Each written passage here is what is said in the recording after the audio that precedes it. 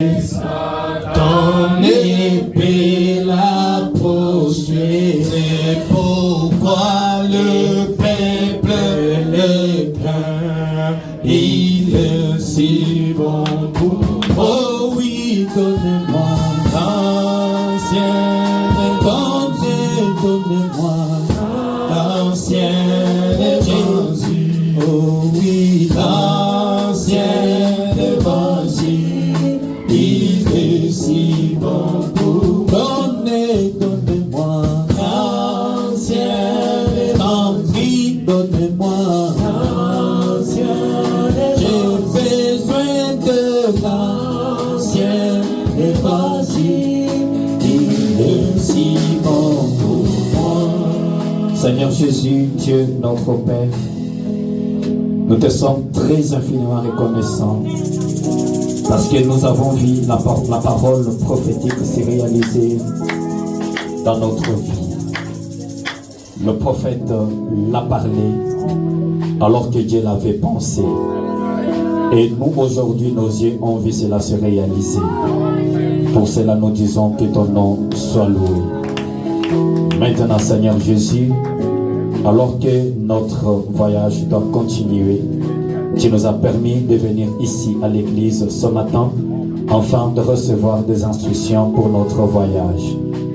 Bénis-nous, Seigneur, tire la gloire de cette réunion de ce matin. Visite tout un chacun de nous, au nom du Seigneur Jésus-Christ. Amen. Amen. Matthieu chapitre 25. Matayo makumi mbili na tano. Depuis le verset 31, Tangui kistari kyake kya makumi tatu na moja. On peut aller jusqu'à 46. Tunaweza kwenda ti na kumi ine na sita. Puisque la lecture est longue, quand j'arrive à un certain niveau, je vais vous signaler de vous asseoir. Vile masomi kundefu nikafika pafasi fulani tanyelezea mketi. Lorsque le Fils de l'homme viendra dans sa gloire, pale mwana mtu atakuwa mtukufu yake, avec tous les anges, na bamalaika bote, il s'assiera sur le trône de sa gloire. atekala paketi yake ya enzi ya utukufu. Toutes les nations seront assemblées devant lui. Mataifa yote itakusanyika mbele yake. Il séparera les uns d'avec les autres, comme le berger sépare les brebis d'avec les boucs. Atachanisha wengine na wengine sawa mchungaji anachanishaka bakondoo na bambuzi. Et il mettra les brebis à sa droite et les boucs à sa gauche. Atatia bakondoo kuma yake na bambuzi kushoto yake. Alors le roi dira à ceux qui seront à sa droite, na mfalme ateleze kwamba atakuwa kushoto yake, venez, muweni, vous qui êtes bénis de mon Père. mwewe kubarikiwa kwa baba yangu. Prenez possession du royaume qui vous a été préparé dès la fondation du monde. Mubebe utawalo ya mfalme ilitayarishiwa tangu misingi ya dunia. J'ai eu faim et vous ne m'avez donné à manger. Nikakuwa na njala na mkanipa vyakula. J'ai eu soif et vous m'avez donné à boire. Nikakuwa na kiu na mnanipa maji ya kunywa. J'étais étranger et vous m'avez recueilli. Na nilikuwa mgeni na mnanipokea. J'étais nu et vous m'avez vêtu. Nikakuwa uchi na mnanivika mavazi. J'étais malade et vous m'avez rendu visite. Na nikakuwa mgonjwa na mlikuwa kunitembelea. J'étais en prison et vous êtes venu vers moi. Nikakuwa mu prison na mlikuwa kuniona. Les justes lui répondront, Wawaki watamjibu, Seigneur, Bwana, quand avons-nous vu avoir faim et avons-nous donné à manger, ni wakati gani tulikona na njala na tunakupa vyakula, ou avoir soif et avons-nous donné à boire? au unakuwa na kiu na tunakupa kia kunywa? Quand avons-nous vu étranger et avons-nous recueilli, Ni wakati gani tulikona mgeni na tunakupokea, ou nu et avons-nous vêtu? wala uchi na tunakuvika mavazi? Vous pouvez vous asseoir alors que je continue. Naweza kuketi na hapo napoendelee. Quand avons-nous vu malade ou en prison et sommes-nous allés vers toi? Wakati gani tulikona prison na mgonjwa na tunakuwa kutembelea? Et le roi leur répondra, Na mfalme atabadibia hivi, je vous le dis en vérité, na melezea mu ukweli, toutes les fois que vous avez fait ces choses à l'un des plus petits de mes frères, kila mara mnapotendea hii matendo ya mmoja mloko ya bandugu yangu, c'est à moi que vous les avez faites. ni kwangu mie mnapotendea. Ensuite, il dira à ceux qui seront à sa gauche, kisha ataelezea kwa wale watakuwa kushoto yake, retirez-vous de moi, maudits. Mwende mbali nami penye kulaaniwa. Allez dans le feu éternel qui a été préparé pour le diable et pour ses anges. Mwende mumoto ile tayarishwa kwa shetani na malaika yake. Car j'ai eu faim et vous ne m'avez pas donné à manger. Juu nilikuwa na njaa, hamkunipa chakula. J'ai eu soif et vous ne m'avez pas donné à boire. Nilikuwa na kiu ya maji, hamkunipa maji ya kunywa. J'étais étranger et vous ne m'avez pas recueilli. Na nikakuwa mgeni, hamkunipokea. J'étais nu et vous ne m'avez pas vêtu. Nikakuwa uchi na hamkunivike mavazi. J'étais malade et en prison et vous ne m'avez pas rendu visite. Nilikuwa mgonjwa na mwenye kufungiwa, hamkukuwa kunitembelea.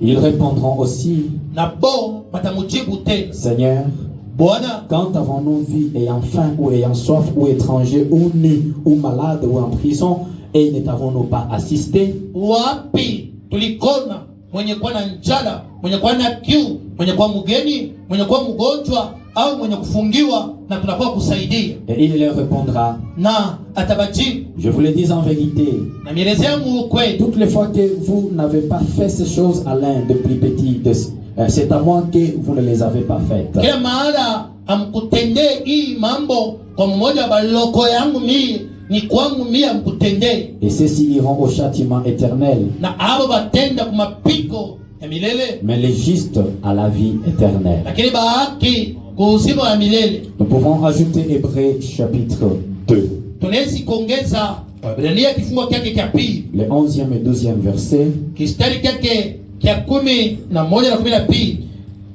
Car celui qui sanctifie et ceux qui sont sanctifiés sont ici dans celle. Lakini huyu eko na takasa na aba beko na batakasa banatokeni kwa mtu mmoja. C'est pourquoi il n'a pas honte de les appeler frères. Kwa maana ana na haya kubaiti ya kwamba wa ndugu yangu. Lorsqu'il dit, Pana nasema, j'annoncerai ton nom à mes frères, tatangaza jina lako kwa ndugu yangu, je te célébrerai au milieu de l'assemblée. takushangilia katikati ya kanisa au maskani. Que le Seigneur bénisse donc la lecture de sa parole.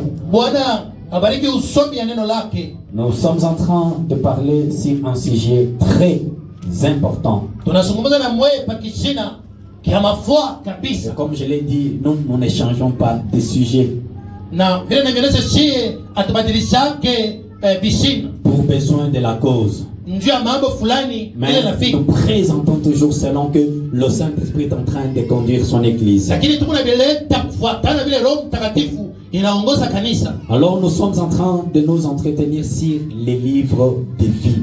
Tunazungumza na mwe pa kitabu ya uzima Ou les livres de vie de l'agneau. au kitabu ya uzima ya kondoo. Mais ce matin, Lakini asubuhi ya leo, nous entamons le deuxième registre du livre de vie. lakini tunaanja roza ya pili ya kitabu ya uzima Celui qui concerne les justes et les vierges folles. yenye inaangalia bawaki na babikira babumbafu. Alors par la grâce du Seigneur, ce matin, on peut parler sur le jugement des justes.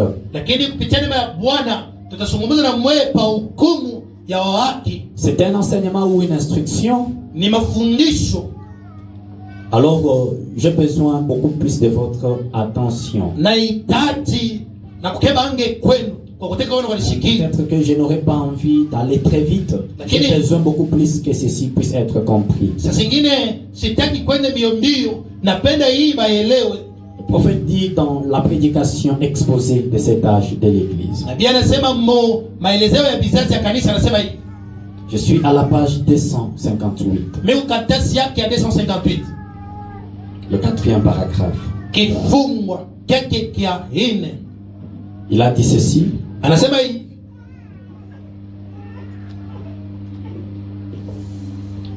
Plutôt 258, voilà, c'est là où je suis. 258 penye niko. Il dit des multitudes de gens, Batu au wingi ya watu qui n'ont pas passé par la nouvelle naissance abakupitie kwa kuzalika kwa mara pili entreront dans la vie éternelle. Amen. Batengia muzima wa milele. Aussi étrange que cela puisse paraître.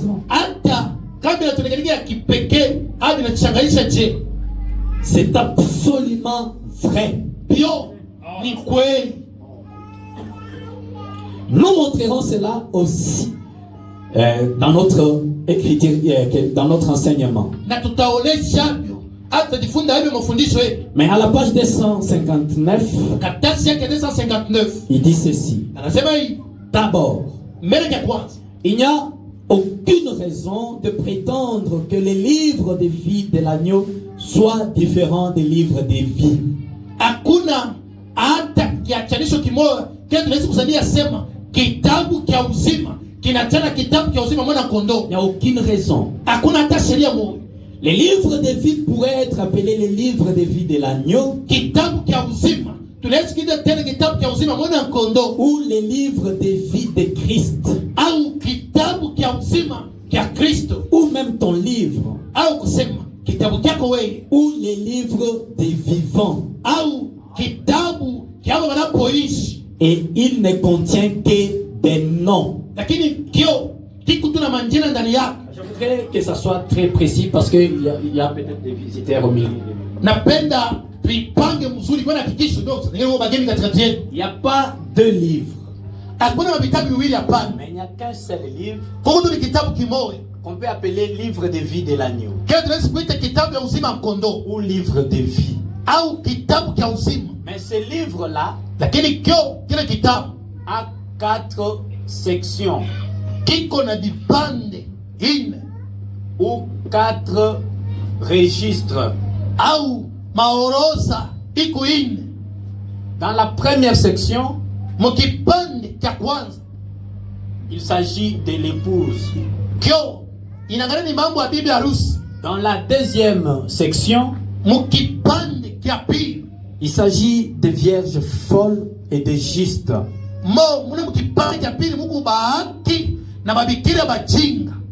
Dans cette section ici, ils sont aussi appelés les vierges sages. Parce qu'ils ont le Saint-Esprit. Leurs noms ne peuvent en aucun cas être radiés ou enlevés du livre. Amen.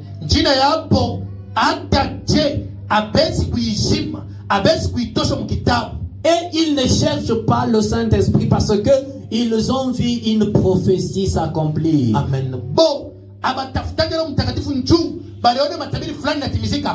Ils cherchent le Saint-Esprit tout ce temps ici.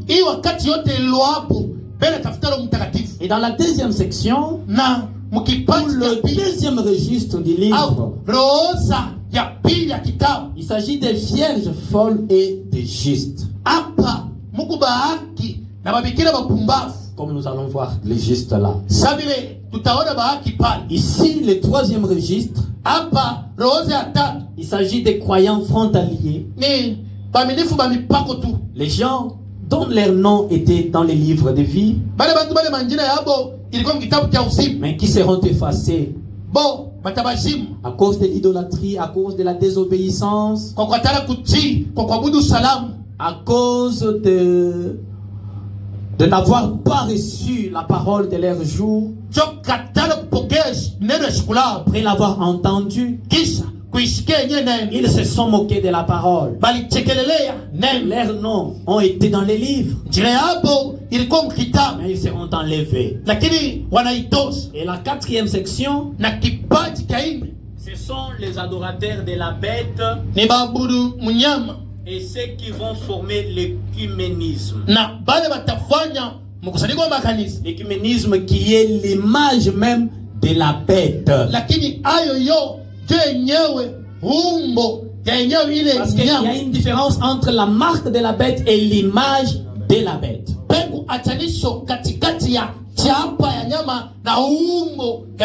Alors, c'est juste ici. Qui sont-ils? Dans Matthieu chapitre 25, comme nous l'avons lu, relisons un tout petit peu. Depuis le verset 31. Tangui kifungo kyake kama 31.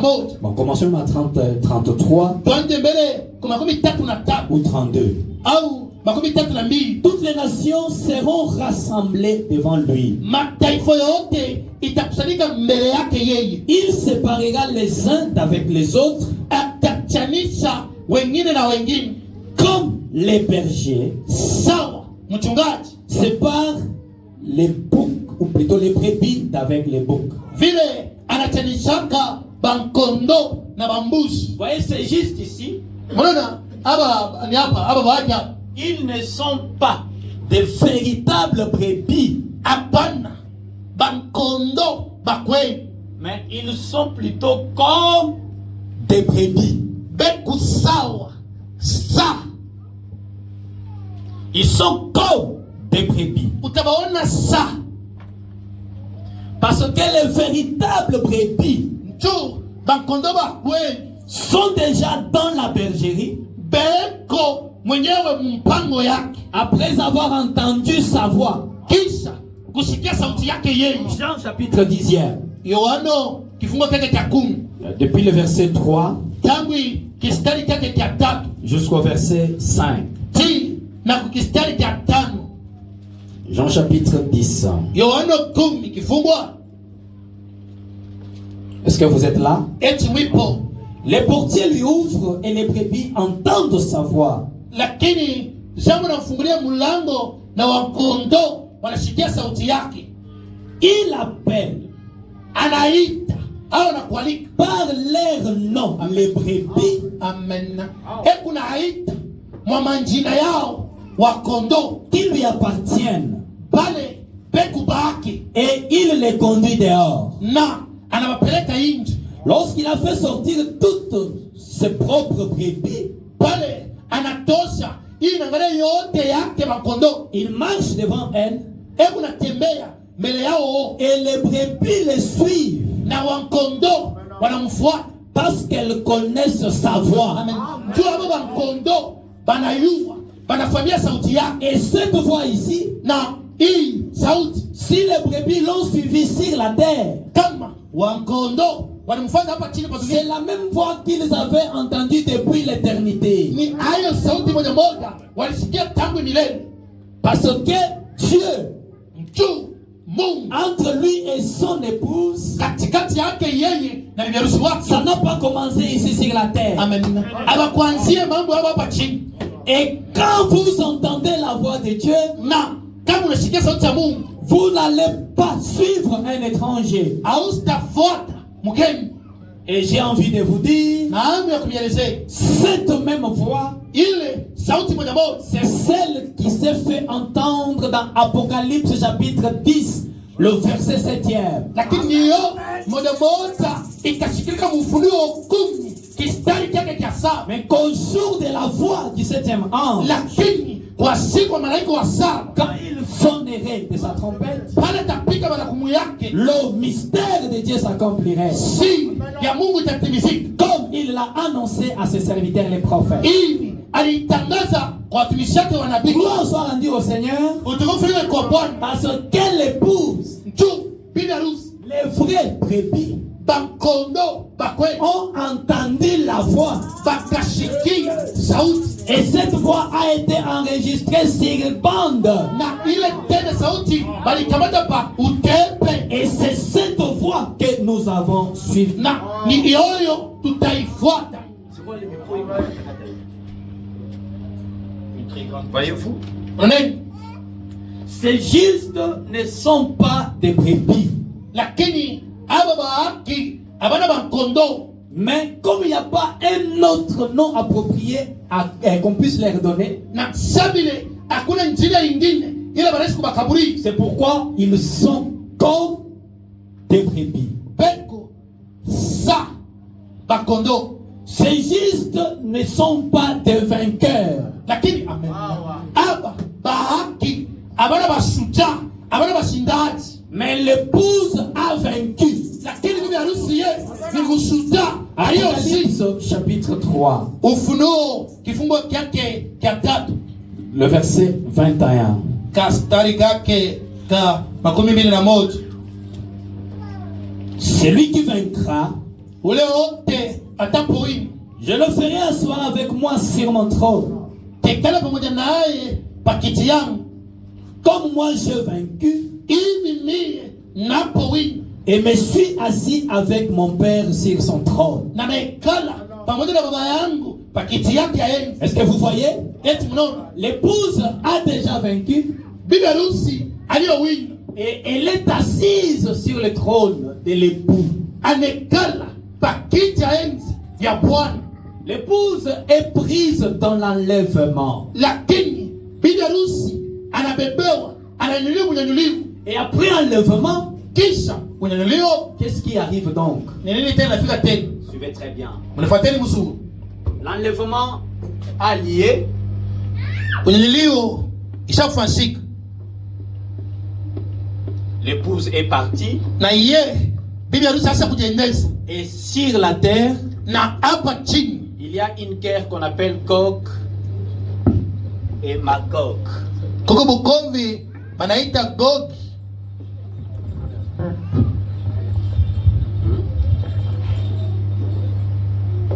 Gog et Magog. kuko bukomvi tunaita Gogi na Magogi. Et Gog et Magog, Gogi na Magogi ce sont les armées russes. ni masila ya watu ni au jeshi ya Warisi, Qui vont aller bataenda pour faire la guerre à la porte de Jérusalem. ja kwenda kafanya bukomvi kumilango ya Yerusalemu.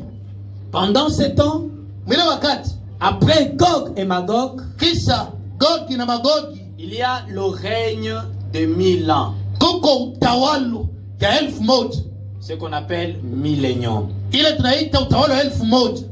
Après le règne de 1000 ans, Kisha utawala wa 1000 c'est alors que les jugements jo pale commencent. hukumu inaanza pale. Et c'est lors maintenant de ces jugements Ni pale paile hukumu ile qu'il y aura la résurrection générale. pale kutakuwa kufuka kwa bantu pote. Jean chapitre 5. Yohano kifungo kyake kya 5. Avant de lire ça, Mimi nami kuisoma hii, écoutez ce que le prophète dit par rapport à Gog et Magog. sikieni kile nabii anasema Parce que- kwa ajili ya Gogi na Magogi. J'ai toujours du mal, quand on fait un enseignement, on a la guerre entre lire et continuer. Pale tunafundishaka tunaengalaka na bukomvi, tutabisoma vya mingi kisha tena tuendeleshe tena. Écoutez ce que le prophète dit Sikieni kile nabii anasema concernant Gog et Magog. ile naangalia Gog na Magogi. Dans la prédication, questions et réponses prêchée, ça doit être en 1959. Swali la jibu yenye kuhubiri 1959 saa zingine. Non, 15 avril 54. 15 avril 1954. Le paragraphe 312. 312. Il dit, je ne pense pas que nous entendons maintenant. La prochaine chose, c'est l'enlèvement de l'église. Chizalia sema tuko naongojea kitu kinafuatia mnyonyoro ya bibi harusi. Je pense, j'ai mal lu. Je pense que ce que nous entendons maintenant, Nazania kenye tunaongojea sasa, la prochaine chose, kitu cha kufuatia c'est l'enlèvement de l'église. ni kunyonyoliwa kwa bibi harusi. Et ça, Na ile yo alors, kumbi quand Gog et Magog descendent, pale Gog na Magogi itashuka, ça, ce sont les armées russes ile qui yo arrivent. ni majeshi ya Rusia inafika. Que Dieu soit loué pour les prophètes. Mungu asifiwe juu ya nabii. Dans la prédication, Mahubiri, Dieu mal compris. Mungu mwenye kuelewa mubaya. Le paragraphe 100 Kifungo kyake cha 102, c'est prêché le 27 juillet 61. le 27 juillet 1961. Maintenant, remarquez, Na sasa hivi tazameni, Ézéchiel 38 et 39 traitent de Gog et Magog. Ezekieli 38 na 39 inasemezana pa Gog na Magogi, C'est-à-dire de la Russie, inasema mambo inaangalia Rusia du pays du Nord. kwa inchi ya kunoru. Voyez-vous? Noneni Vous pouvez maintenant continuer avec la lecture. mwangu endeleeni na usomi. Maintenant, après que le règne de millénium aura passé, Kisha utawala 1000 ipite. C'est alors que le jugement va commencer. Jo pale hukumu itaanza. Jean chapitre 5e. Yohano kifungo kake cha 5. Le verset 28 et 29. Kastari kake kama 29 28. Jean chapitre 5. Yohano kifungo kake cha 5.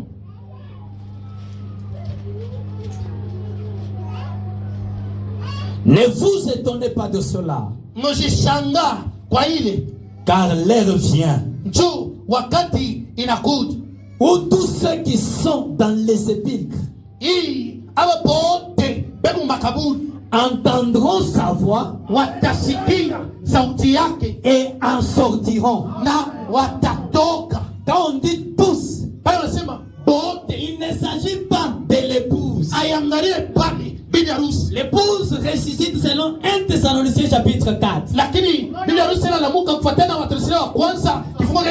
Car il faut que les morts en Christ ressuscitent premièrement. Et nous qui serons restés en vie,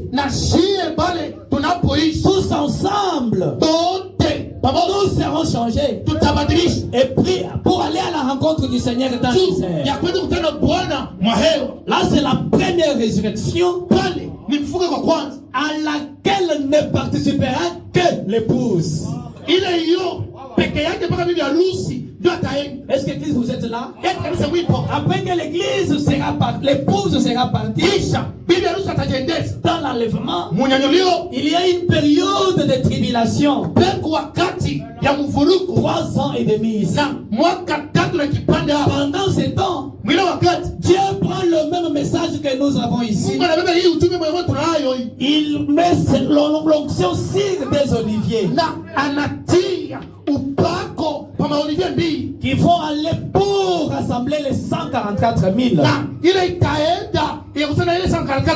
Pendant ce temps, comme le type de Joseph, l'épouse est dans la gloire. Mais chez les nations, il y aura des tribulations, il y aura des choses invivables. J'ai envie de vous dire, si aujourd'hui la Russie n'a pas encore agi, c'est parce que vous et moi nous sommes encore sur la terre. Attendez que nous soyons partis. À ce moment-là, la main qui retient la Russie va la relâcher et la guerre va s'enflammer. Et quand nous sommes partis, après les 3 ans et demi de tribulation, qui seront la dernière semaine, ou plutôt la moitié de la dernière semaine des 70 semaines de Daniel,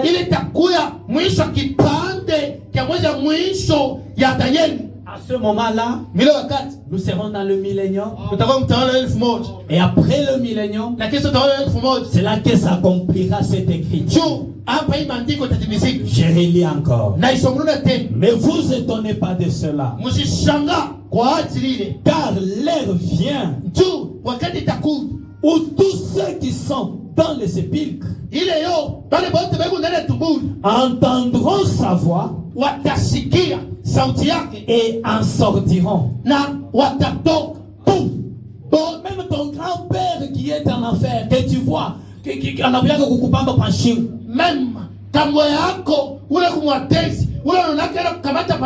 il va aussi ressusciter. Même le pape François va aussi ressusciter. Tout le monde. Parce que la Bible dit tous ceux qui sont dans le sépulcre. C'est pourquoi ne vous étonnez pas quand vous voyez les gens enterrés pour dire oh, tutaonanaka naye. Ils ne sont pas aussi loin de la vérité. De quelle vérité il s'agit? De quelle résurrection s'agit-il? Mais il y a aussi une chose, une précision que vous devez comprendre. Quand l'épouse ressuscite, elle est transformée. Et nous qui sommes sur la terre, nous subissons le mystère de translation. tunapikiwa ile huduma ya kubadilika na kupanda. Et nous devenons jeunes. Tunarudi vijana. Nos corps changent. Maungu yetu inabadilika. De la vieillesse à la jeunesse. Tunatoka kumkambuapo tunakuwa vijana. J'ai tellement envie de retrouver ma jeunesse. Siku na hamu ya kurudia ujana wangu. Quand nous allons ressusciter comme ça, nous serons jeunes. Tutakuwa vijana. Lors du jugement, wakati ya hukumu, l'épouse sera jeune. Bibi harusi atakuwa mchana. Mais notre grand frère, lakini mkubwa wetu sera le seul qui aura 33 ans. Peke yake atakuwa na miaka 13. Mais ceux qui vont ressusciter ici, lakini hapa po watafuga, ils ne seront pas tous jeunes. Bote hawatakuwa vijana pana. J'ai lu l'écriture. Nasoma tena maandiko. Ne vous étonnez pas de cela. Usishangaa kwa ile, car l'heure vient wakati inakuja où tous ceux qui sont dans les sépulcres entendront sa voix et en sortiront. Ceux qui auront fait le bien, ceux qui auront fait le bien, ceux qui auront fait le bien, voilà là où ils vont ressusciter. Ceux qui auront fait le bien ressusciteront pour la vie. Amen. Et ceux qui auront fait le mal ressusciteront pour les jugements. Alors que tous ici ressuscitent au jugement. Maintenant, écoutez la précision dans Apocalypse chapitre 20. Chapitre 21. Depuis le verset 11.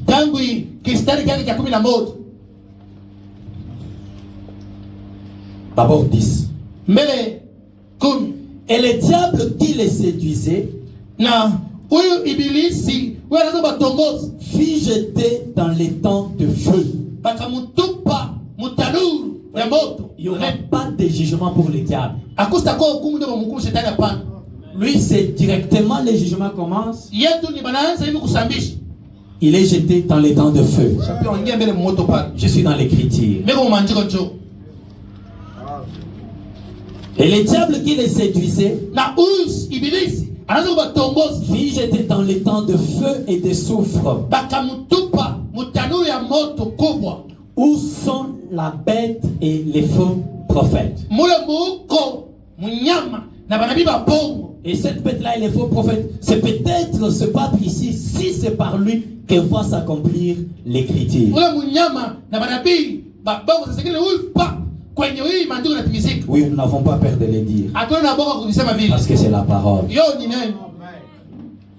Le verset 11. Puis je vis un grand trône blanc, et celui qui était assis, la terre et le ciel s'enfuirent devant sa face. Amen.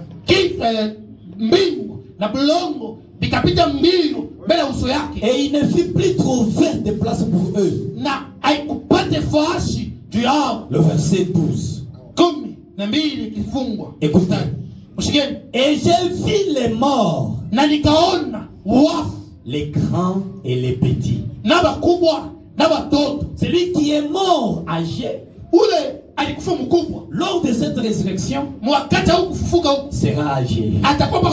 Celui qui est mort petit, lors de cette résurrection, sera petit.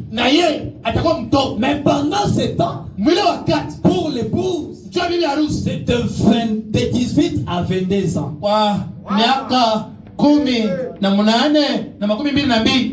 Et j'ai vu les morts, les grands et les petits, qui se tenaient devant le trône. Et des livres furent ouverts. Des livres. Je voudrais écrire pour que ça soit très bien compris. Des livres furent ouverts. Et un autre livre na kitabu kingine tena fut ouvert. kimoya Ici, c'est kikafunguliwa. des livres au pluriel. Pale ni mabitabu mubwingi, Et ici, c'est un autre na livre. hapa tena ni kitabu kingine. Je relis le verset 12. Na somuna tena kistari kile cha 12, Et je vis les morts, na nikaona wafu les grands et les petits, bakubwa na batoto qui se tenaient devant le trône. pale bakasimama mbele ya kiti cha enzi. Des livres furent ouverts. Mabitabu ikafungulika Et un autre livre fut ouvert. na kingine tena kitabu kikafungulika, Celui qui est le livre de vie. kenye kia kitabu kia uzima. Et les morts Na bafu furent jugés selon leurs œuvres, bakahukumiwa kufuatana na matendo yao, d'après ce qui est écrit dans ces livres. kuambatana na hii inaandikiwa mwa hii kitabu. Quel livre? Kitabu gani? Quel livre? Kitabu gani? Dans ces livres. Mkile kile kimoja Dans ces livres. mubile vitabu. Alors, quelle est la différence entre livre et livre? Achanisho iko kwa hii vitabu vya mingi na hii kitabu kimoja. Parce que je venais de prêcher pour dire Nitaka mkuhubiri mkusema hivi, il n'y a qu'un seul livre. kuko tu ni kitabu kimoja tu. Trouvez-moi la prédication, la communion de 1965. Ushiriki wa 1965. Trouvez rapidement dans les téléphones si vous ne pouvez pas trouver. Tazama musimu kama usikuwa nayo. Je venais de prêcher qu'il n'y a qu'un seul livre. Nilitoka mkusema ya kwamba kuko tu ni kitabu kimoja. Alors qu'ici il y a des livres et un autre livre. Kuko ni mabitabu na kitabu kingine tena. Que quelqu'un d'autre me trouve aussi Christ est révélé dans sa propre parole. Mwingine tena aitafutie Kristo mfunuo mu neno lake. Vous n'avez pas trouvé? Amupate. Paragraphe 44. Kifungo kyake kistari kyake cha 10 Je cite, le prophète dit: na taya. Nabii anasema, le premier livre est apparu à votre naissance. amen. Kitabu cha kwanza kinaanza pale wewe banakusanya. C'est votre nature ici. Ni bumuntu bwako tabia. Et c'est dans ce livre ici Ni muima huu est maisha yako. enregistré toute votre vie. Njoo mwenyewe bekuna bamba, bekuna shika, bila kunaishi. Votre vie ici, Maisha yako hapa chini c'est un livre. ni kitabu. Trouvez aussi Christ est révélé dans sa propre parole, le paragraphe 64.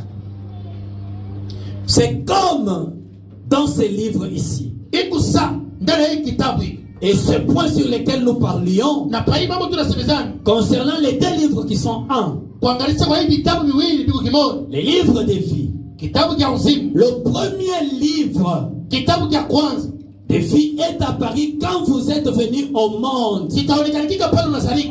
Donc, quand vous naissez, Pale unazalika c'est tout un livre qui commence. ni kitabu tu kinaanza, C'est tout un livre qui s'ouvre. ni kitabu kinafunguliwa. Et ce livre-là, Na kile kitabu il est en train d'enregistrer des choses. iko nina kukamata vitu, Comment est-ce qu'il enregistre? inavikamata hai. Vous avez trouvé? Kesho ipate. Christ est révélé dans sa propre parole. 64. Paragraphe 64. Chile. Merci beaucoup.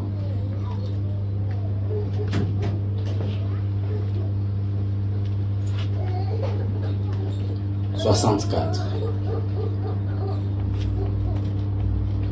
Pour mieux comprendre ça. Njoo kuelewa be mzuri.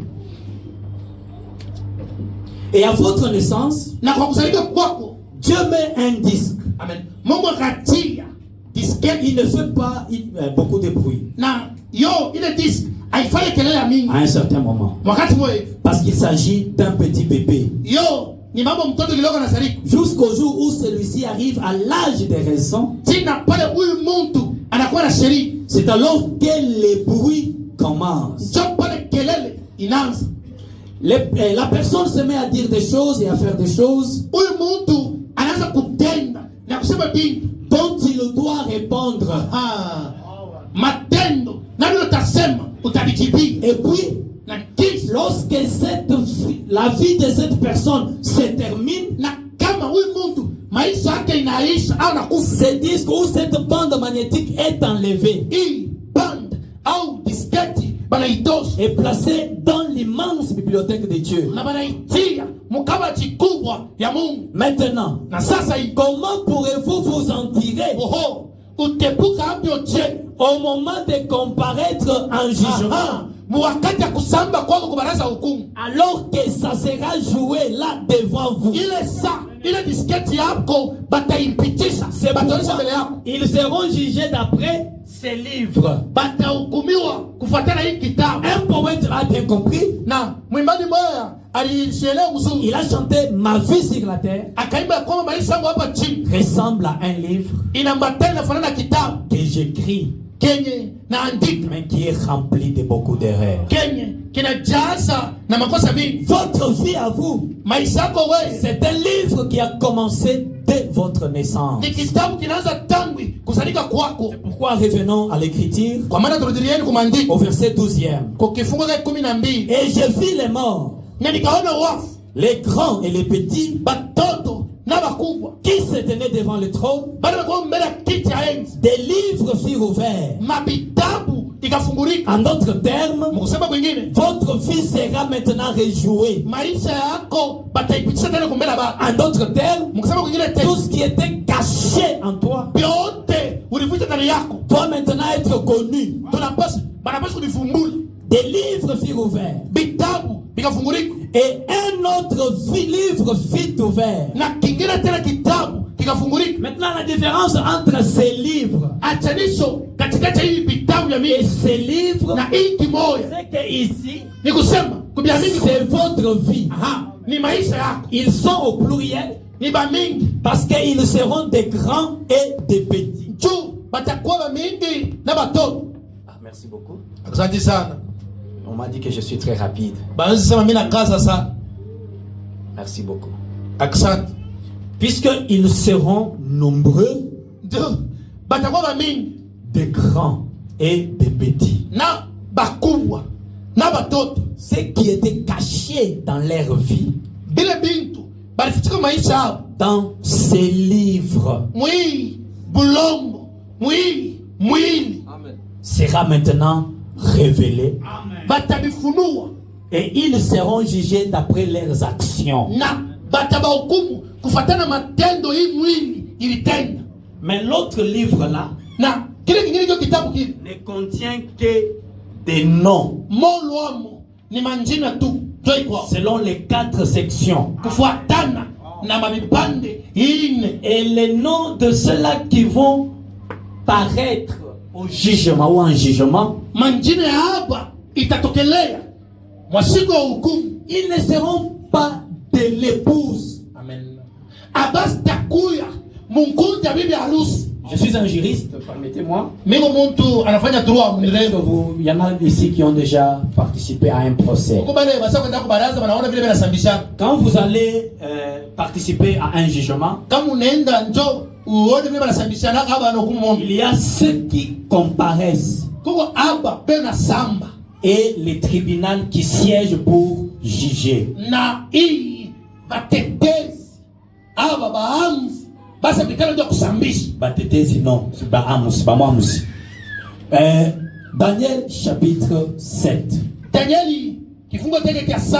Nous allons rentrer dans l'Apocalypse. Tutarudia tena Ufunuo. Daniel chapitre 7e. Danieli kifungo chake cha 7. Le verset 9 et 10.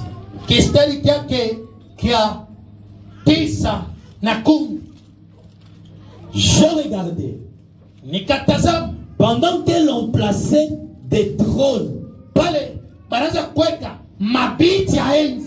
Écoutez très bien. Msikieni mzuri. Pendant qu'on plaçait des trônes. Pale baraza kuitarisha mabiti. Parce que nous allons voir comment est-ce que le jugement va se dérouler. Na tutaona hii hukumu inapitikana kache. On place des trônes.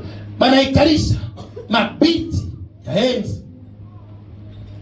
Il y a un grand trône blanc. Koko kicha enzi kubwa nene nyeupe. Trône. Et ici, on place des trônes. Mbele ya kinene keupe kicha enzi kiko hapo. Kisha tena banaika tena mabiti ingine tena. Suivez très très bien. Mfuateni mzuri. C'est une instruction. Ni mafundisho. Je regardais Nikatazama pendant que l'on plaçait des trônes, pale wanaanza kuweka mabiti et l'ancien des jours, na mzee wa masiku.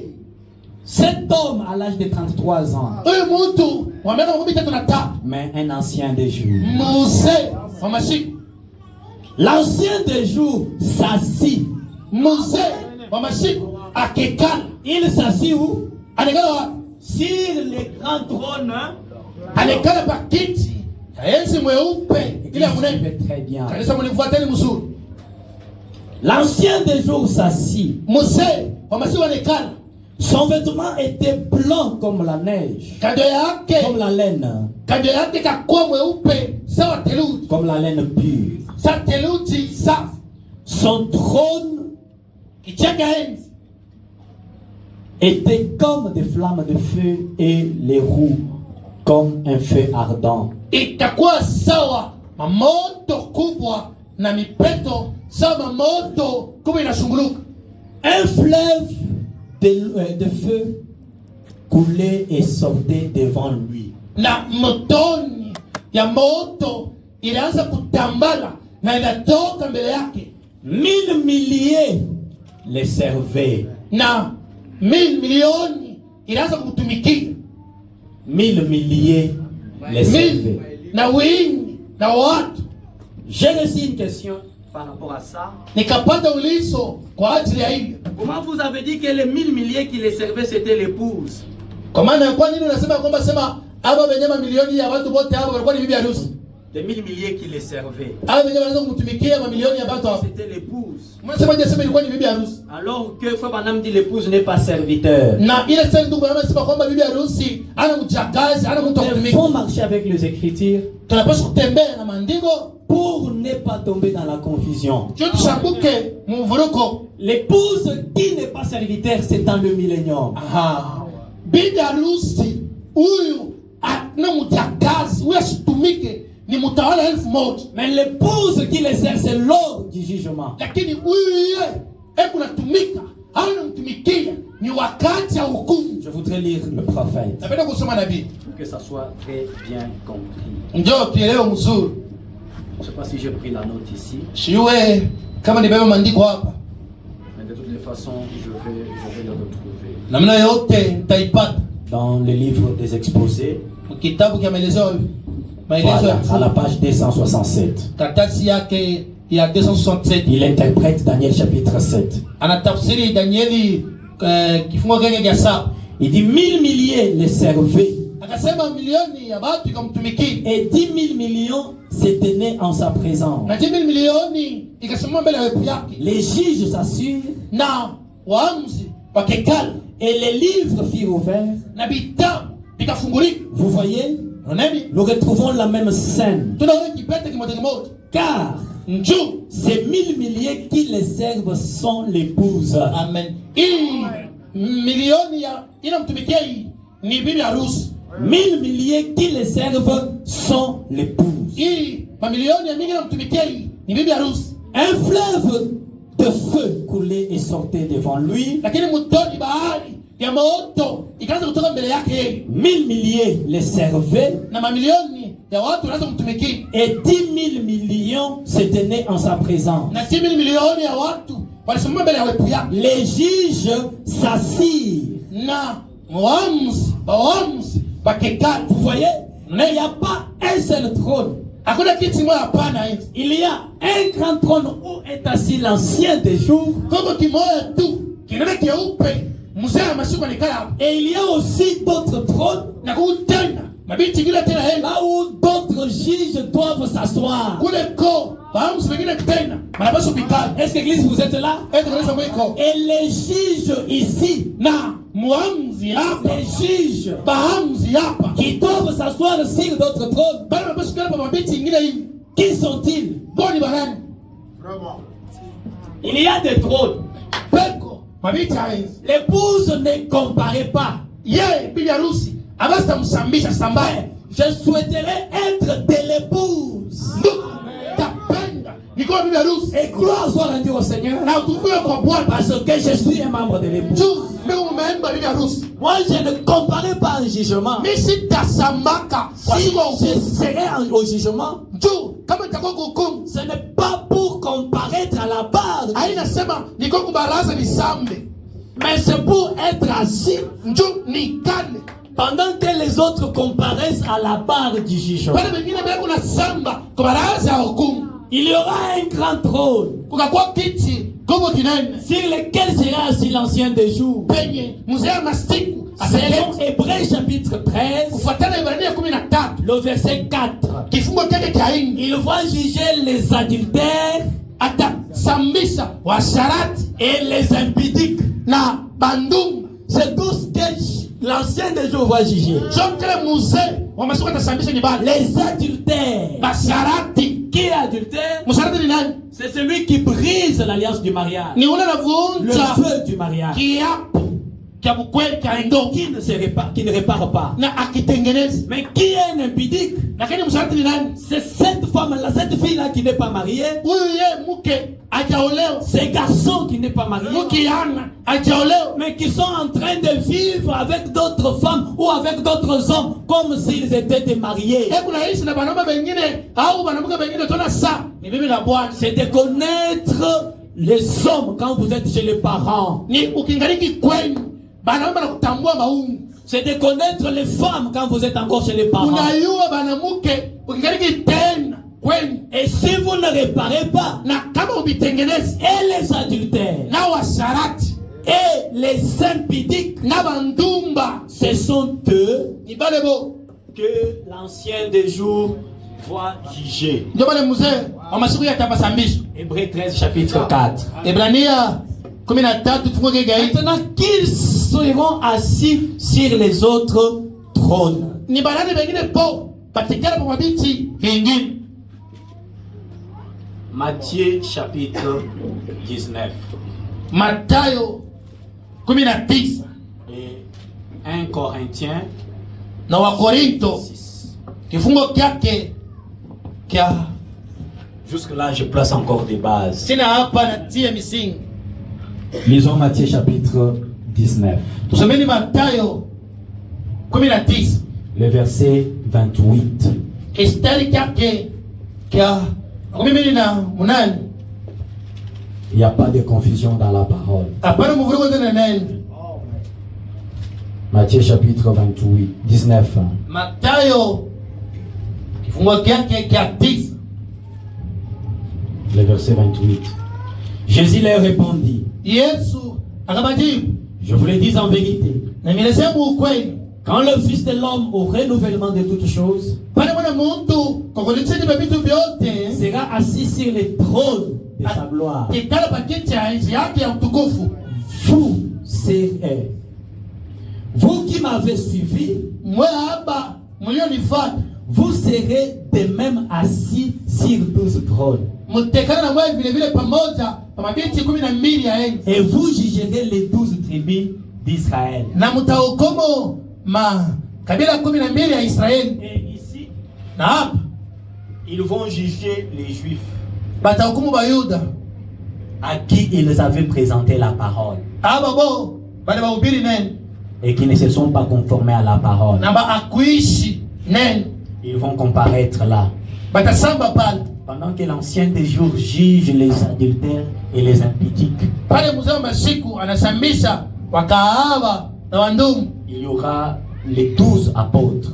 Kutakuwa mitume 12. J'ai répondu à une question ici le mercredi. Nilijibu kuuliza moyo hapo mkashitatu. Parmi les 12 apôtres, Katikati ya mitume 12, Judas Yudasi avait trahi Jésus akamtukana Yesu et il est allé en son lieu. na akaenda fashi yake. Mais qui sera le 12e? Wa 12 ni nani? Voyez-vous, Unaona, lorsque Judas tomba, pale Yudasi akamukaka,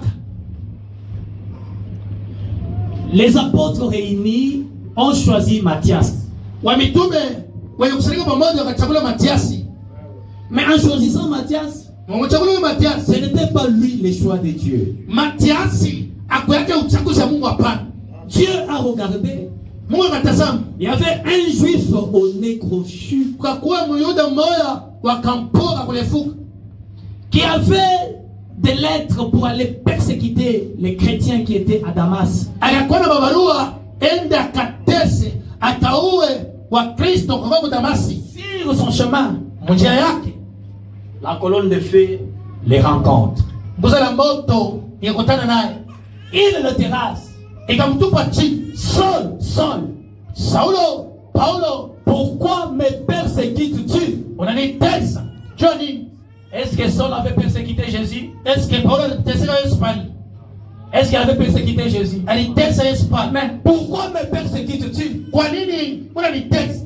En persécutant les chrétiens Mkutesa wa Kristo qui sont frères à Jésus, wenye kuwa ndugu yake, c'est Jésus que vous persécutez. chini Yesu unatesa. Pourquoi me persécutes-tu? Kwani unanitesa? Et Dieu l'a choisi Na Mungu anamchagua à la place de Matthias. pafasi ya Matiasi. C'est lui a choisi Paul Mungu akachagua Paulo pour que les 12 soient au camp complet. njoo hii 12 yenye yani Ils seront assis là bategala pale pour juger les 12 tribus d'Israël. njoo kukumu makabila 12 ya Israeli. 1 Corinthiens chapitre 6e, Kwa Korinto wa kwanza kifungo kile kikuu cha 6 depuis le verset 2. tangu kistari kile cha pili. Ne savez-vous pas que les saints jugeront le monde? Amjua ya kwamba watakatifu watahukumu dunia. Est-ce que l'église vous êtes là? Eti kanisa mwipo.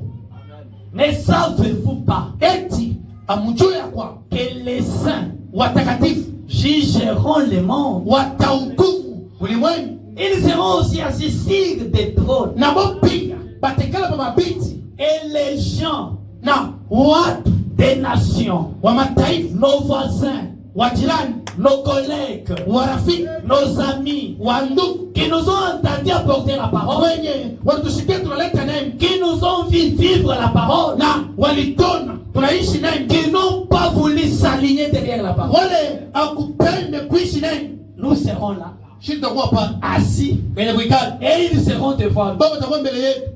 Ne préférez pas de passer par les jugements. Sipende upite kuhukumu. Et tous ces gens qui écoutent la prédication, Na aba wote hawa baba nasikia mahubiri mais qui ne veulent pas prendre la décision. na abapende kuchukua mipango. Ne savez-vous pas Eti amjui que les saints jugeront le monde? watakatifu watahukumu dunia. Et si c'est par vous que le monde est jugé, Kama ni kupitia mwaya hapa ulimwengu inahukumiwa, êtes-vous indigne de rendre le moindre jugement? eti amustahili ndio kuleta hata hukumu ndogo. Ne savez-vous pas que nous jugerons les anges? Eti amen, ambia kwamba sema utahukumu malaika. Et ne jugerions-nous pas à plus forte raison les choses de cette vie? Na tena kwa ajili gani hatutahukumu vitu vya hapa chini pa dunia? Et quand ils vont comparaître comme ça, Na pale batasamba vipi? l'ancien de jour est assis sur le trône, Mzee wa masiku na geti pa kiti yake, d'autres trônes sont là, na mabiti ingine iko hapo, l'épouse est assise sur le trône, na bibi harusi anekala pa kiti ya enzi, les 12 apôtres sont assis sur leur trône, na wamitume 12 wenye kuikala tena pa kiti yao, les 12 patriarches et les 12 apôtres qui forment les 24 anciens, wazee 12 na aba wa mitume 12 wanafanya 12 na hii alors que ya wazee. les jugements commencent. Njoo pale hukumu inaanza. Maintenant, écoutez. Hivi basi Rencontre d'Apocalypse, mshikie, turudieni Ufunuo avant que nous puissions maintenant nous envoler. mbele sikupepuka. Apocalypse chapitre 20, Ufunuo kifungo kile cha 12 depuis le 12e verset. tangu itu kistari kile 12, Et je vis les morts, na nikaona wafu les grands et les petits, bakubwa na watoto qui se tenaient devant le trône. bali walisimama mbele ya kiti ya enzi. Toi qui refuses de donner ta vie au Seigneur parce que tu es encore jeune, Wewe kingana kataka kuleta maisha yako kwa Kristo, ndio kingali tena mjana que je fasse encore la vie. mbele, ni ishi kumbele maisha. Attention. Sopoka Je vis les morts, nikaona wafu les grands et les petits, na bakubwa na batoto qui se tenaient devant le trône. bali balisimama kumbele ya kiti cha enzi. Des livres furent ouverts. Amen. Mabitabu ikafungulika Et un autre livre fut ouvert. na kitabu kingine tena kikafungulika, Celui qui est le livre de vie. kilikuwa kitabu cha uzima. Et les morts furent jugés Na wafu wakahukumiwa selon leurs œuvres, kuambatana na matendo yao, d'après ce qui était écrit dans ces livres. kufuatana ile iliandikiwa na hiki kitabu. Maintenant, pourquoi ces gens sont-ils appelés justes? Kwa nini hao watu wanaitwa sisi bahati? Commençons maintenant notre prédication. Tuanzeni pale mahubiri yetu. J'étais en train de placer comme ça pour Amen. que ces gens ici, vous puissiez comprendre pourquoi ils doivent passer par les jugements. Ndio kupanga vile ndio mwelewa kwamba hao watu kwa nini wanapaswa kupitia hukumu. Et quand le jugement est fait, Na kama hukumu inafansiwa, que vous puissiez comprendre la place de l'épouse. L'épouse n'est pas devant à la barre du jugement. uelewe fasi ya bibi harusi, yeye ana mbele ya baraza hukumu hapana bibi harusi. Quelle est sa place? Fasi yake ni wapi? Et pourquoi est-ce que ces gens doivent avoir la vie éternelle? Na ndio ndio watu ambao wanapaswa kuwa na uzima milele. Malgré le fait qu'ils n'avaient pas le baptême du Saint-Esprit, ils doivent entrer dans la vie éternelle. Hata bila bakuwa na uzima milele, lakini wanapaswa kuingia uzima milele. Pourquoi? Njoni, Suivez très bien. ufuateni mzuri. Je suis dans le livre des exposés. Miko mu maendeleo ya bizazi. Maintenant, je ne suis plus rapide, je crois. Hapa ushina tena mbio hapana. Je suis dans exposé Maelezo à la page 269. katati kake ka 269. Suivez très bien. Mfuateni mzuri. Le prophète dit, Na bien nasema, mais ceux-ci, lakini haba po les justes donc, haba bahati kusema n'ont pas la vie éternelle. amen. Lakini abana uzima milele hapana, Et ils passent en jugement. na batapita kuhukumu. Il leur est permis d'entrer dans la vie éternelle. Amen. Ruhuso ilibapewa benye uzima milele. Mais à quel titre entrent-ils dans la vie éternelle? Aha, nina cheo kani ile batengea nayo uzima milele. Certainement pas parce qu'ils ont déjà sa vie. Amen. Kabisa kabisa, haina sema mtu beku na uzima yake au maisha yake hapana. Comme c'est le cas pour l'épouse. Aha, vile biko ndio bibi harusi. Mais ils la reçoivent Lakini aba bahati bana ipokee parce qu'ils ont été bons envers ses frères. amen. Balikuwa benu kwa bandugu yake, Envers l'épouse.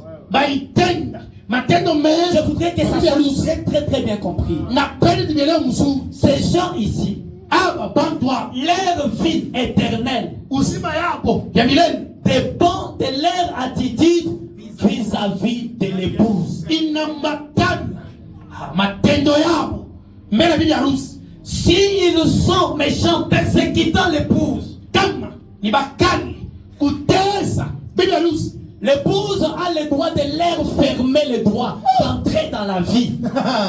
bibi harusi hebu na ruhusu ya kubafungia mulango basengia muzima. Mais s'ils sont bons envers l'épouse, Kama beku batu basuru bema, l'épouse a le droit de leur accorder la vie. bibi harusi anaruhusu ya kubakaburia au kubafungulia mulango wenye muzima. Parce que quand vous êtes au tribunal, Juu kama uko mbele ya baraza hukumu, il ne s'agit pas des accusations du ministère public aina mastaki ya serikali ile na kuchongea ou de qui que ce soit. au ya mtu mwingine wote. La dernière décision Mipango ya mwisho appartient au juge. amen. Ikuni kwa muamzi. Est-ce que l'église vous êtes là? Kanisa kwa Vous devez vous réjouir unapaswa kufurahia si vous faites partie de l'épouse. kama huyu mmoja bibi harusi. Écoutez très bien. Shikieni mzuri, Il leur est permis d'entrer dans la vie éternelle. inabaruhusu benye mzima milele Certainement. kabisa kabisa. Pas parce qu'ils ont déjà sa vie. Haina sema aba bahaki beku na uzima yake hapana. Comme c'est le cas pour l'épouse. Sa vile bibi harusi ye eku na uzima yake. Ils la reçoivent. Lakini banaipokea Parce qu'ils ont été bons envers ses frères. njoo banakuwa bema, balitenda matendo mazuri kwa ndugu yake. Et ne sont pas ses frères. Aha, bo abana ndugu yake. Cela ferait des co-héritiers avec Jésus. Ile itafanya kwamba watakuwa pamoja naye bariti na Bwana Yesu. Ils n'héritent rien. Aha, ariti kintu. Ils n'héritent rien. C'est juste. Aba Ils n'héritent rien. abariti kintu. Ils ne seront pas au ciel au souper des noces. Pale kumeza ya Bwana bo basi takuya. Ils ne seront pas dans le millénium. Mutawala elfu moja baada basi takuya. Pendant que l'épouse est dans la ligne de miel, c'est-à-dire le millénium, Pale bibi harusi eku mutawala elfu moja mkushangilia na Bwana yake. ces gens sont quelque part enfermés. Aba bantu bahaki bengo nafasi fulani ya kufungiwa. Il faut qu'ils comparaissent en jugement. Inabidi barudie kubaanza kuumba Des sawa. fois, le Seigneur permet à ce que ses enfants soient dans la souffrance Haleluya. Saa zingine Bwana harusi watoto yake bapitie kwa mateso. pour donner la chance à quelqu'un d'autre Njoo kaburia kwa mwingine tena ba. de recevoir la vie éternelle. Apokee uzima milele. Regardez la manière dont vous agissez, fils à fils des frères de Jésus. Angalieni kutenda kwako, kuishi kwako mbele ya watoto wa Mungu. C'est pourquoi dans Hébreu nous avons lu Kwa maana Waebrania tulisoma hivi. le verset 11 du deuxième chapitre. Kifungo chake cha pili, kistari cha 11. Chapitre 2, le verset 11. Kifungo chake cha pili. C'est lui qui sanctifie et ceux qui sont sanctifiés Huyu ekuna takasa na haba banatakasiwa sont issus de sel. bote banatokea ni kwa mtu mmoja. Dans une autre tradition, il est dit, Mu tafsiri kile nasema c'est lui qui sanctifie huyu anatakasa et ceux qui sont sanctifiés na haba banatakasiwa ont les mêmes origines. beko na mutokeo moja. Ça veut dire nous et Jésus, Kusema shi na Yesu nous avons les mêmes origines. tuko na mutokeo moja. Qui est-ce qui sanctifie? Nani anatakasa? C'est le Seigneur Jésus-Christ. Ni Bwana Yesu Kristo. Et qui sont Ni sanctifiés? banani beko na batakasa? C'est l'épouse qui est Ni sanctifiée. bibi harusi anatakasiwa. Qui accusera les ennemis de Dieu? Nani atastaki batala? Qui les condamnera? Nani atabahukumu? Car Jésus-Christ a déjà donné sa vie pour eux. Ye alitoa maisha yake juu yao. Heureux l'homme Heri huyu mwanadamu dont l'Éternel n'habite pas ses péchés ili wa milele hesabiwe makosa yake et dont les iniquités sont na enlevées. mabaya imeondoshwa. Cet homme, c'est l'époux. Huyu mtu ni bibi harusi, Et je suis heureux na mimi wa heri d'appartenir à l'époux. ya kuwa mmoja bibi harusi. Gloire soit rendue au Seigneur. Utukufu iwe kwa Vous Bwana. devez tirer attention. Unapaswa kuwaange Quand l'épouse kama tombe, bibi harusi ce anakuacha n'est pas votre problème. haikuangalii C'est le problème de son mari. mambo ya bwana yake. Entre nous et Jésus, Katikati sina Yesu il se passe un mystère. petu siri moja, Un mystère de sanctification siri ya utakaso, et un mystère d'expiation. hii ya ondolesho wa dhambi. Quand le diable regarde, Pale shetani anaangalia yeye, il peut m'amener des souvenirs, anaweza kuniletea ukumbusho des choses que j'avais faites. vitu vikafanya Mais quelque part, mafasi ingine po j'ai connu un péniel, ninayo penyeli j'ai déjà réparé la chose. nisatengeneza kitu Je me suis engagé sur le chemin lakini ingia munjii vers le ciel. wende kumbingu. Quand le diable regarde, Mtu shetani anaangalia yeye, il me rappelle. nikumbusha, Souviens-toi de ce que tu as fait. kumbuka vile ulifanya, Souviens-toi. kumbuka, Souviens-toi. kumbuka, Souviens-toi. kumbuka. Mais Dieu, quand il me regarde, Lakini yeye Mungu kama ananiangalia, il dit, je ne vois aucun péché en toi. anasema sione hata dhambi ndani yako. Gloire soit rendue au Seigneur. Utukufu uwe kwa Bwana, Gloire à Jésus. utukufu kwa Yesu. Je ne veux pas faire partie des schistes. Shitaki niko mmoja ya bahati, J'appartiens à l'épouse. miko mmoja ya bibi harusi. Je suis expié. Naondolesha Chaque obstacle ôté.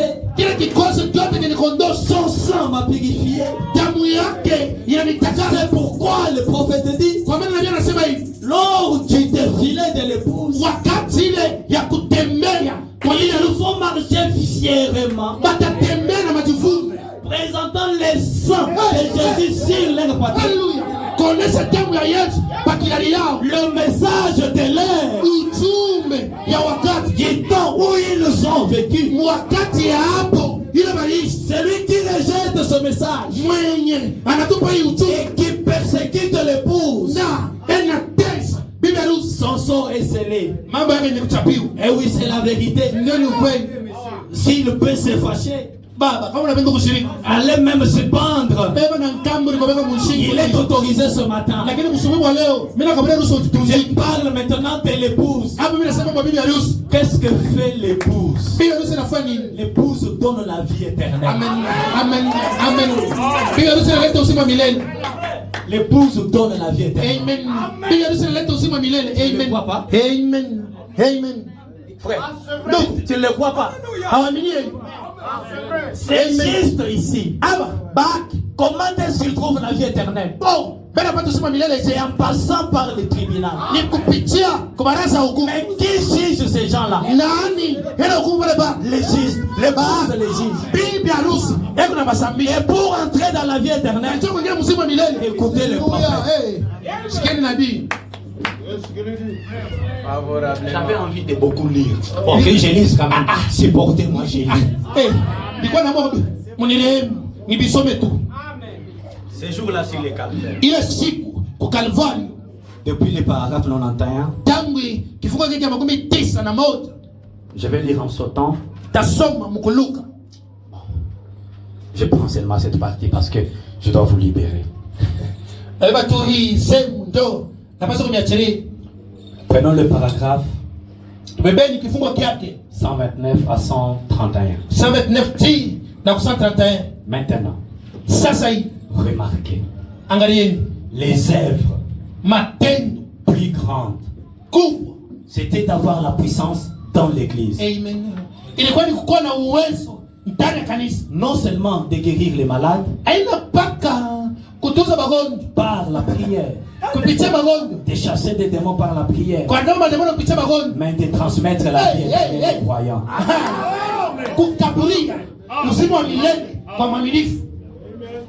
Le Saint-Esprit allait venir et serait remis dans les mains de l'église.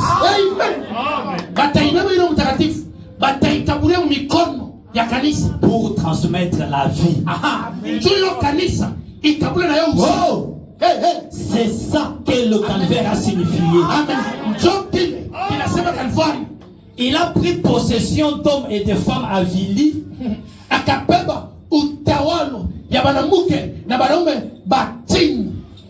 Dégradés. Et les a élevés jusqu'à cette position d'être des fils et des filles de guérir les malades et de transmettre la vie éternelle. Il y avait des croyants ici. L'épouse ici. De guérir les malades et de transmettre la vie éternelle. En donnant le Saint-Esprit à des croyants obéissants. Des hommes qui étaient autrefois incroyants deviennent des croyants et transmettent la vie spirituelle éternelle.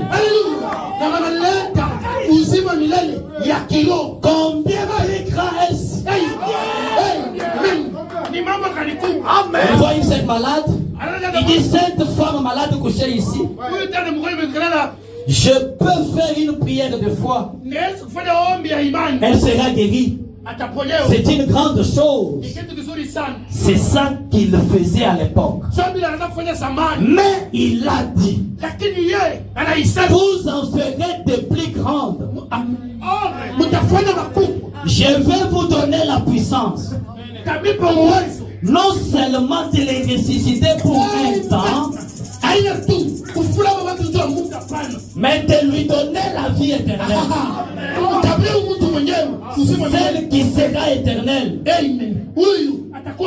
pour toujours. milele kwa lote. Bwana s'exclame. Ndio maana nashangaa. Pauvre misérable. Ai, waone maskini wa penyewe. Aveugle. Kipofu. Comment faites-vous pour marcher ça? Namuna gani unabifanya ndio ukose? Comment faites-vous pour manquer ça? Unabifanya je ndio ukose vitu? Pauvre misérable. Waone maskini aveugle. Kipofu kama ndio. Comment faites-vous unabifanya je pour manquer ça? Alléluia. Ndio ukose hii. Oh, hey. C'est comme si je commence à me sentir religieux. Mimi sana nisikia ukiti. Vous ne voyez donc pas que la chose est très grande. C'était de transmettre la vie éternelle à des gens. La vie éternelle, qu'est-ce que c'est? La vie qu'il avait vécue. La vie qui était en lui. Et la transmettre à d'autres. Est-ce qu'un homme peut faire ça, frère Branham? Est-ce qu'un homme peut faire ça? Un fils de Dieu le peut. Est-ce qu'un homme peut transmettre la vie éternelle? Un fils de Dieu le peut. Alors ce matin, recevez votre vie éternelle au nom du Seigneur Jésus-Christ. Alors ce matin, soyez pardonnés. Alors ce matin, soyez transformés. Alors ce matin, soyez changés. Alors ce matin, soyez guéris. Soyez bénis. Soyez élevés.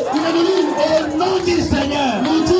Tout ce que le Seigneur peut vous faire, qu'il le fasse maintenant. Que tous les privilèges de l'épouse, que Dieu vous les accorde.